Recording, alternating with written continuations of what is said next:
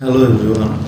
কুম্ভ মেলা হিন্দু ধর্মের অন্যতম বৃহত্তম তীর্থযাত্রা ও উৎসব, যা প্রাচীনকাল থেকে পালিত হয়ে আসছে। এর উৎপত্তি সম্পর্কে বিভিন্ন মত রয়েছে। হিন্দু পুরাণ অনুসারে সমুদ্র মন্থনের সময় দেবতা ও অসুরদের মধ্যে অমৃতের কুম্ভ নিয়ে বা কলস নিয়ে যে দ্বন্দ্ব হয়, সেই অমৃতের কয়েক ফোঁটা পৃথিবীর 4টি স্থানে পড়ে: প্রয়াগরাজ, হরিদ্বার, উজ্জয়িনী ও নাসিক। এই মহাস্থানগুলোতে কুম্ভমেলা অনুষ্ঠিত হয়।